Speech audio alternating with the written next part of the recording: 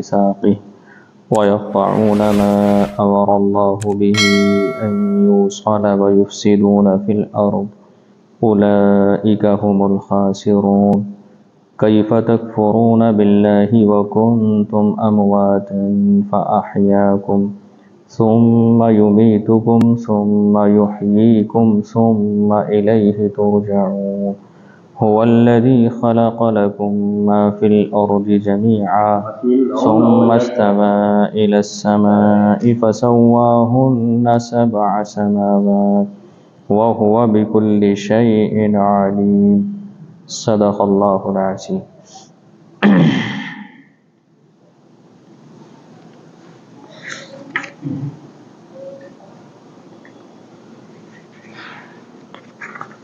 اس سے پچھلی آیت میں یہ بات ذکر کی گئی تھی کہ فاسقین ہی گمراہ ہوتے ہیں۔ اب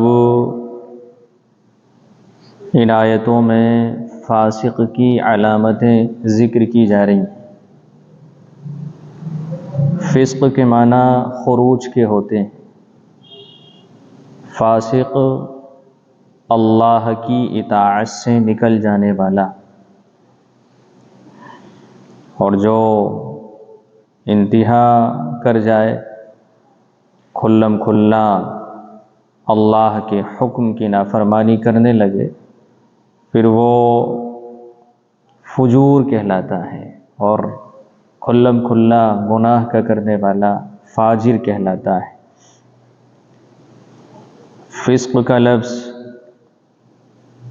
کافروں کے لیے بھی استعمال کیا گیا ہے، اور فقہاء نے مؤمنین کے لیے بھی اس لفظ کا استعمال کیا ہے۔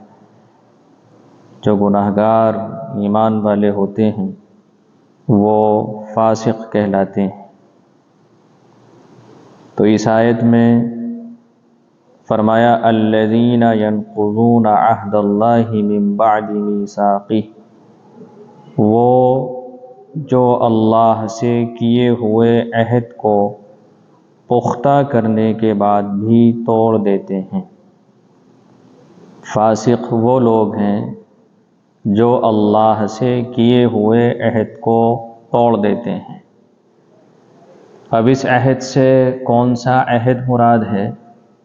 تو مفسرین نے یہ فرمایا کہ جب اللہ نے عالم ارواح میں تمام انسانوں کی روحوں کو جمع فرمایا تھا، اور اس وقت یہ فرمایا تھا الست بربکم، کیا میں تمہارا رب نہیں ہوں؟ تو سب نے کہا تھا قالوا بلا، کیوں نہیں، تو ہمارا پروردگار ہے۔ سب نے اللہ کو رب ماننے کا عہد کیا تھا۔ تو ایک عہد تو یہی مراد ہے، جس عہد کی یاد دہانی کے لیے اللہ تبارک و تعالی وقفے وقفے سے نبیوں کو بھیجتا رہا، نبیوں کے خلفاء کو بھیجتا رہا، اور اپنی کتابیں نازل فرماتا رہا۔ وہ اسی لیے ہے تاکہ بندے نے جو اللہ سے عہد کیا تھا وہ عہد اس کو یاد رہے۔ اس لیے قرآن مجید کی ایک جگہ پر صفت یہ بیان فرمائی کلا انہا تذکرہ، یہ قرآن یاد دہانی ہے، اور یاد دہانی ان چیزوں کی نہیں کرائی جاتی ہے جن چیزوں سے واقفیت نہ ہو، جنہیں جانتا نہ ہو، بلکہ یاد دہانی کا مطلب ہی یہ ہوتا ہے کہ وہ چیزیں جو یاد داشت سے چلی گئیں، یاد نہیں رہیں، غفلت کی بنیاد پر یا بہت سی وجوہات ہو سکتی ہیں اس کی، تو یاد دلایا جائے۔ تو قرآن مجید بھی انسانوں کے لیے یاد دہانی ہے۔ بہت سارے لوگ کبھی کبھی یہ کہتے ہیں کہ سب کو معلوم ہے نماز فرض ہے، سب کو معلوم ہے زکوٰۃ فرض ہے، کیا ضرورت ہے نماز کی تبلیغ کرنے کی اور زکوٰۃ کی تبلیغ کرنے کی، لوگوں کو بتانے کی؟ سب جانتے ہیں کہ یہ فرض ہے، تو جانتے تو سب ہیں، اور نماز کی دعوت اس لیے نہیں دی جا رہی ہے کہ وہ جان جائیں نماز فرض ہے، بلکہ نماز کی دعوت اس لیے دی جا رہی ہے کہ وہ نفس کے یا شیطان کے دھوکے میں آ کر نماز کو جانتے ہوئے بھی فرض ہے مگر نہیں پڑھ رہے، جس کا مطلب یہ ہے کہ بھلا دیا ہے اور غفلت بہت زیادہ دل پر چھا گئی ہے، تو اس غفلت کو دور کرنے کے لیے دعوت دی جاتی ہے، تبلیغ کی جاتی ہے تاکہ سبق یاد آ جائے۔ بہرحال ایک عہد تو وہ ہے جو عہد الست کے نام سے معروف ہے، اللہ تبارک و تعالیٰ نے تمام ارواح سے جو لیا تھا۔ اسی طرح سے جب ایک اللہ کا بندہ لا الہ الا اللہ محمد الرسول اللہ پڑھتا ہے تو یہ بھی ایک عہد ہے جو بندہ اپنے اللہ سے کرتا ہے۔ جب یہ کہتا ہے لا الہ الا اللہ، اللہ کے سوا کوئی معبود نہیں ہے، وہ زبان سے بھی کہتا ہے، وہ دل سے بھی مانتا ہے، تو اس کا مطلب یہ ہے کہ وہ یہ عہد کر رہا ہے کہ میں اللہ ہی کو رب مانوں گا، اللہ ہی کو خالق مانوں گا، اللہ ہی کو رازق مانوں گا، اللہ ہی کی عبادت کروں گا، اللہ ہی کے سامنے سر بسجود ہوں گا اور اللہ ہی کے حکموں کی اتباع کروں گا، اور محمد الرسول اللہ سے گویا کہ وہ یہ عہد کرتا ہے کہ میں رسول اکرم صلی اللہ علیہ وسلم کے طریقے پر چلوں گا، آپ کی تعلیمات کے مطابق زندگی گزاروں گا۔ تب جب اللہ کا بندہ لا الہ الا اللہ محمد الرسول اللہ کے اس عہد کو نہیں نبھاتا ہے، اس طور پر کہ گناہ کرتا ہے، اس طور پر کہ سنتوں کا خیال نہیں کرتا ہے، اس طور پر کہ نماز کی پابندی نہیں کرتا ہے، اس طرح سے کہ اللہ کے احکامات کو بھلا دیتا ہے، تو گویا کہ وہ اس عہد کو توڑ رہا ہے جو لا الہ الا اللہ محمد الرسول اللہ کے ذریعے اس نے کیا تھا۔ وہ اس عہد کی پاسداری نہیں کر رہا ہے۔ اس لیے وہ بھی اللہ کے بندے جو لا الہ الا اللہ کے اقرار کے بعد اپنی پیشانی کہیں اور جھکائیں، کسی اور آستانے کو وہ تلاش کرنے لگیں، وہ اللہ کے احکامات کے بجائے دوسرے قوانین اختیار کرنے لگیں اور انہیں ماننے لگیں، تو پھر اس کا مطلب یہ ہے کہ عہد کا لحاظ نہیں ہے، عہد کا پاس نہیں ہے۔ تو الذین ینقضون عہد اللہ من بعد میثاقہ، فاسق وہ لوگ ہیں جو اللہ سے کیے ہوئے عہد کو توڑ دیتے ہیں، یا تو اس طرح سے توڑ دیتے ہیں کہ کفر کرتے ہیں، شرک کرتے ہیں، یہ بھی اللہ سے کیا ہوا عہد توڑا جا رہا ہے، اور یا پھر گناہ کر کے نافرمانی کر کے اللہ سے کیا ہوا عہد وہ توڑ دیتے ہیں۔ وَيَقْطَعُونَ مَا أَمَرَ اللَّهُ بِهِ أَن يُوصَلَ، اور جن رشتوں کو اللہ نے جوڑنے کا حکم دیا ہے انہیں کاٹ ڈالتے ہیں۔ قرآن مجید کی یہ آیت بڑی اہمیت کی حامل ہے اس اعتبار سے کہ اس آیت میں مختصر سے جملے میں جو رشتے مضبوط ہوتے ہیں، جن بنیادوں پر ان کا ذکر کیا گیا ہے، اور اتنی وسعت اس آیت کے اندر ہے کہ دو انسانوں کے درمیان جو رشتہ ہوتا ہے اس رشتے سے لے کر عالمگیر بین الاقوامی جو تعلقات ہیں وہ سب اس کے اندر داخل ہیں۔ دو لوگوں کا رشتہ، پھر دو سے آگے بڑھ کر ایک خاندان کا رشتہ، پھر ایک معاشرے کا رشتہ، پھر ایک ملک کا رشتہ، پھر پوری دنیا اس رشتے کے ساتھ جکڑ جاتی ہے۔ تو سارے رشتے اس قرآن کی آیت کے اندر گویا کہ ذکر کیے گئے ہیں، اور حقوق اللہ، حقوق العباد دونوں کا ذکر ہے۔ بندوں کو یہ حکم بھی دیا گیا کہ وہ اللہ سے اپنے رشتے کو استوار کریں، مضبوط کریں، درست کریں۔ اللہ تبارک و تعالیٰ سے جو بندوں کا رشتہ ہے اس رشتے کو جوڑیں، اور انبیاء علیہم السلام اسی لیے دنیا میں تشریف لاتے ہیں تاکہ وہ خالق اور مخلوق کے رشتے کو جوڑ دیں، اور ایسے ہی انسانوں کے درمیان جو رشتے ہیں وہ رشتے بھی جڑے رہیں جن رشتوں کو جوڑنے کا حکم دیا گیا ہے۔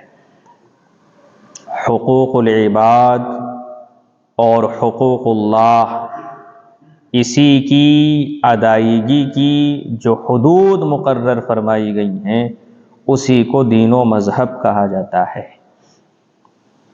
اللہ کے حقوق ادا کیے جائیں اور بندوں کے آپس میں جو حق ہیں ان حقوق کو ادا کیا جائے، یہ ذمہ داری انسانوں کو دی گئی ہے۔ اللہ تبارک و تعالیٰ سے رشتہ جوڑا جائے، اس کی ہی عبادت کی جائے، اسی کو رب مانا جائے، اسی کو خالق اور رازق مانا جائے، یعنی اللہ کو اللہ کی صفات کے ساتھ مان کر اس سے اپنے تعلق کو مضبوط کیا جائے۔ جس طرح سے ایک اللہ کا بندہ سر کسی اور کے آگے نہیں جھکا سکتا ہے، نماز اللہ کے علاوہ کسی اور کے لیے نہیں پڑھ سکتا ہے، اسی طرح سے آپ یہ بھی بات ذہن میں رکھیں کہ انسان کا جو مال ہے اس مال کے اندر تصرف اور انسان کا جو جسم ہے، جسم کے جو اعضاء ہیں، ان اعضاء اور جوارح کی صلاحیتیں اور انسان کے دل و دماغ کی جو صلاحیتیں ہیں وہ ان کو استعمال کرنے میں بھی آزاد نہیں ہیں، بلکہ اللہ کے حکم کا ایسے ہی پابند ہے جیسے کہ نماز پڑھنے کا پابند ہے۔ ایسا نہیں ہے کہ وہ مال جیسے چاہے ویسے خرچ کرنے لگے، جہاں چاہے وہاں خرچ کرنے لگے۔ ایسا نہیں ہے کہ انسان اپنے جسم کی طاقت جہاں چاہے استعمال کرے، من چاہی اور خواہش بھری وہ زندگی اس میں گزارنے لگے، ایسا نہیں ہے، بلکہ یہاں پر بھی وہ اللہ کے قانون کا پابند ہے۔ انسانوں کے درمیان جو رشتے ہیں، ایک شوہر اور بیوی کا جو رشتہ ہے، ایک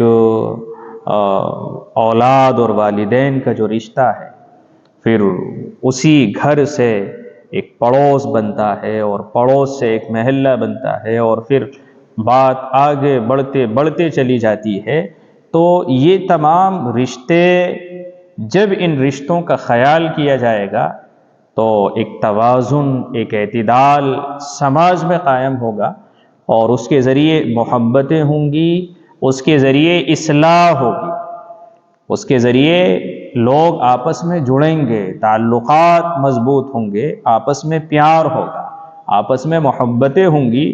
جب ایک دوسرے کے حق کو ادا کیا جائے گا، اللہ کے حق کو بھی ادا کیا جائے گا اور بندوں کے حق کو بھی ادا کیا جائے گا، تو پھر اس دنیا میں برکتیں بھی حاصل ہوں گی، چین بھی ہوگا، اطمینان بھی ہوگا، سکون بھی ہوگا، عزت بھی ہوگی، سب کچھ ہوگا۔ بے چینی حقوق کی ادائیگی میں کوتاہی کے نتیجے میں آتی ہے۔ انتشار، لڑائی، جھگڑا، فتنہ، فساد، یہ کب ہوتا ہے؟ جب حقوق کی ادائیگی میں کوتاہی ہوتی ہے۔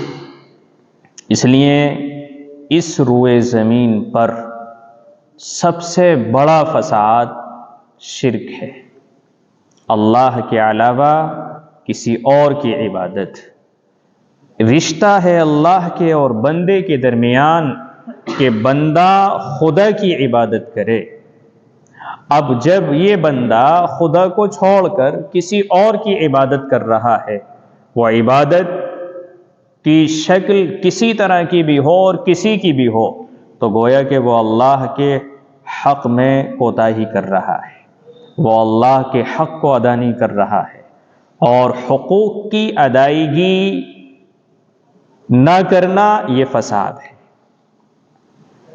گھر میں ایک شوہر اور بیوی اس عہد و پیمان کے ساتھ نکاح کے رشتے میں جڑتے ہیں کہ وہ ایک دوسرے کے احترام کے ساتھ زندگی گزاریں گے۔ نکاح بھی ایک معاہدہ ہے، ایک عہد ہے جو شوہر اور بیوی کے درمیان ہوتا ہے، لیکن اگر اس کا خیال نہ کیا جائے، اس عہد کا ایک دوسرے کا پاس و لحاظ نہ رکھا جائے، ایک دوسرے کی عزت کا خیال نہ کیا جائے، بلکہ محبتوں کے بجائے ایک دوسرے سے جھگڑا ہو، انتشار ہو، شوہر بیوی کا حق ادا نہ کرے، بیوی شوہر کا حق ادا نہ کرے۔ آپ یاد رکھیے دنیا میں جہاں بھی جھگڑے ہیں وہ اسی کے تو جھگڑے ہیں کہ حقوق میں کوتاہی ہوتی ہے۔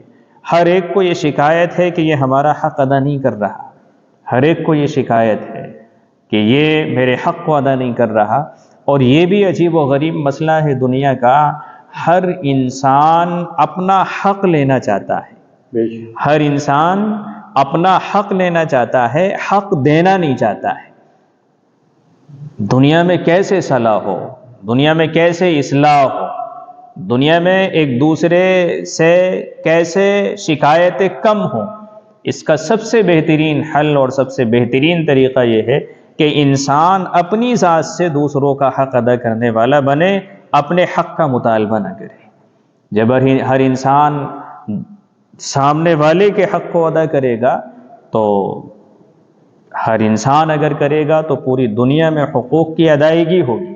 لیکن اگر یہی ذہن رہا کہ ہمارا حق ہمیں نہیں مل رہا ہے اور ہمارے حق میں کوتاہی ہو رہی ہے اور اپنی ذات کی جانب توجہ نہیں دے رہا کہ میں کتنا حق ادا کر رہا ہوں، تو پھر دنیا میں کبھی بھی رشتے استوار نہیں ہو سکتے ہیں، مضبوط نہیں ہو سکتے، مستحکم نہیں ہو سکتے، ان رشتوں میں اعتماد اور بھروسہ پیدا نہیں ہو سکتا ہے۔ تو شوہر اور بیوی کا رشتہ توازن اور اعتدال کے ساتھ جب چلتا ہے، جب حقوق کی ادائیگی ہوتی ہے، پھر اس کے بعد اولاد وجود میں آتی ہے۔ اولاد کے حقوق جب والدین ادا کرتے ہیں اور والدین حقوق اولاد کے ادا کرتی ہے تو توازن اور اعتدال ہوتا ہے۔ اب والدین اپنی اولاد کا کوئی خیال نہ کریں، ان کی عزت کا کوئی خیال نہ ہو، ان کی ذمہ داریوں کا کوئی خیال نہ ہو، اور پھر یہ کہنے لگیں کہ ہماری اولاد ہمارا کہنا نہیں مانتی ہے، تو بات بنے گی نہیں۔ اولاد کی بھی ذمہ داریاں ہیں اور والدین کی بھی ذمہ داریاں ہیں۔ جب دونوں طرف سے ذمہ داریاں ادا ہوں گی تب بات آگے بڑھے گی، محبت کے ساتھ، احترام کے ساتھ۔ اولاد حقوق ادا نہ کرے اور وہ تمنا کرے کہ ہمارے والدین ہمارے ساتھ صحیح برتاؤ نہیں کر رہے، یا والدین حقوق ادا نہ کریں اولاد کے اور وہ یہ سمجھیں کہ ہماری اولاد ہمارے ساتھ معاملہ صحیح نہیں کر رہی، تو یہ نہیں ہوگا۔ حقوق کی ادائیگی جب دونوں طرف سے ہوگی تو امن ہوگا، چین ہوگا، اطمینان ہوگا، وہ گھر شاندار ہوگا۔ پھر یہی گھر معاشرہ بنتا ہے۔ دو فردوں سے خاندان بنتا ہے اور خاندان سے معاشرہ وجود میں آتا ہے، پھر دنیا میں انسان پھیلتے چلے جاتے ہیں۔ اس لیے آپس کے جو تعلقات ہیں، جو خاص طور سے قریبی رشتے ہیں، جو رحمی رشتے کہلاتے ہیں، ان کو جوڑنے کی تو بڑی تاکید کی گئی ہے، بلکہ رحم تو بنا ہی رحمان سے ہے، جس کا مطلب یہ ہے کہ رحم بچے دانی کو کہتے ہیں، اور یہ اللہ کا جو نام رحمان ہے، اللہ نے اس سے اس کو بنایا ہے، جس کا مطلب یہ ہے کہ یہ جو رشتے ہیں آپس کے، رحمی رشتے ہیں، بالخصوص خونی رشتے ہیں، ان میں تو ایک دوسرے کا احترام ہونا چاہیے، ایک دوسرے کا خیال ہونا چاہیے۔ جیسے اللہ رحمان ہے، وہ مہربان ہے اپنے بندوں پر، ایسے ہی یہ رشتے ایک دوسرے پر مہربان ہوں، ایک دوسرے کے ساتھ محبت کا برتاؤ کرنے والے ہوں، ایک دوسرے کا احترام کرنے والے ہوں، ایک دوسرے کی عزت کا خیال کرنے والے ہوں۔ اس لیے اللہ تبارک و تعالیٰ نے حضور اکرم صلی اللہ علیہ وسلم نے یہ فرمایا کہ اللہ تو یہ فرماتا ہے کہ جو رشتوں کو جوڑے گا میں انہیں جوڑوں گا، اور جو رشتوں کو توڑے گا میں انہیں توڑ دوں گا۔ بلکہ آپ علیہ السلام نے تو یہ فرمایا، قطع رحمی کرنے والا جنت میں داخل نہیں ہوگا۔ جو رشتوں کو توڑتا ہے، رشتوں کا کوئی پاس نہیں کرتا، کوئی لحاظ نہیں رکھتا، وہ جنت میں داخل نہیں ہوگا۔ اور یاد رکھیے، جو اللہ کے رشتے کا خیال نہیں کرے گا، وہ ان ظاہری اور دنیاوی رشتوں کا بھی خیال نہیں کرے گا۔ جس کو اللہ کے رشتے کا، میرا اور اللہ کا رشتہ کیا ہے، میں بندہ ہوں، میں مخلوق ہوں اللہ کی، وہ میرا خالق ہے، وہ میرا رب ہے۔ جب اس طرح سے بندہ غور کرے گا، ان نسبتوں پر غور کرے گا، ان رشتوں پر غور کرے گا، میرے رب نے مجھے پیدا کیا ہے، وہ مجھے کھلاتا ہے، وہ مجھے پلاتا ہے، وہ میری زندگی کا مالک ہے، میری موت و حیات کا مالک ہے، وہ مجھے رات میں سلاتا ہے، پھر صبح میں مجھے بیدار کر دیتا ہے، وہی کرتا ہے۔ اگر وہ چاہتا تو میں سوتے کا سوتا رہ جاتا۔ جب ان تمام باتوں پر غور کرے گا تو وہ رشتہ درست ہوگا۔ پھر ایک شوہر اور بیوی آپس کے رشتے پر غور کریں گے، اولاد اور والدین آپس کے رشتے پر غور کریں گے، بھائی بہن آپس کے رشتے میں غور کریں گے، تو کام آگے چلے گا توازن کے ساتھ، محبت کے ساتھ۔ انہی رشتوں کی ادائیگی نہ کرنا، ان رشتوں کا خیال نہ کرنا، حقوق اللہ اور حقوق العباد کا پاس و لحاظ نہ رکھنا، یہی فساد فی الارض کہلاتا ہے، یہی فساد فی الارض کہلاتا ہے۔ جب رشتوں کا خیال نہیں ہوگا تو دنیا میں فساد ہوگا، جھگڑے ہوں گے، انتشار ہوگی، لڑائیاں ہوں گی، پھر ایک دوسرے سے شکایتیں ہوں گی، یہ سب ہوگا۔ اس لیے فرمایا الذین ینقضون عہد اللہ من بعد میثاقہ، وہ جو اللہ سے کیے ہوئے عہد کو پختہ کرنے کے بعد بھی توڑ دیتے ہیں۔